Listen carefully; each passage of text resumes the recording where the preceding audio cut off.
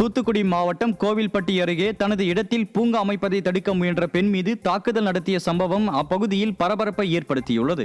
நாலாட்டின் புதூரைச் சேர்ந்த பொன்னுலட்சுமி என்பவருக்கு சொந்தமான இடத்தில் அரசு சார்பில் பூங்கா அமைக்க திட்டமிடப்பட்டது.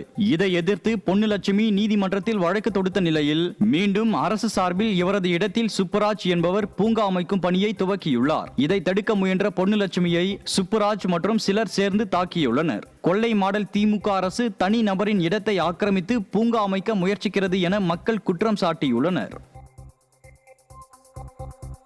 அந்த இடத்த காப்பாற்றணுங்கிறதுக்காக முந்தானத்தை அவங்க திருப்பி வேலை பார்க்குறாங்கன்னு போலீஸில் சொன்னதுக்கு சிவில் மேட்ரு என்னால் முடியாதுன்னு சொன்னாங்க சார். சரின்னு சொல்லிட்டு நான் என் இடத்த கல்லடிப்போம் அப்படின்னு பாதுகாக்கணும் இடத்த அப்படின்னு கல்லடிக்க போனதுக்கு என்னை இழுத்து தெருவெல்லாம் இழுத்து சார் அடி அடின்னு அடிச்சு சார் சித்திரவதை பண்ணுறாங்க சார். அடிச்சிருவேன், கொன்றுவேன், மிரட்டுருவேன், அது அப்படி என்னென்னமோ பேசுகிறாங்க சார். அவங்க பேசுகிற பாஷை கூட எனக்கு சொல்ல தெரியல சார்.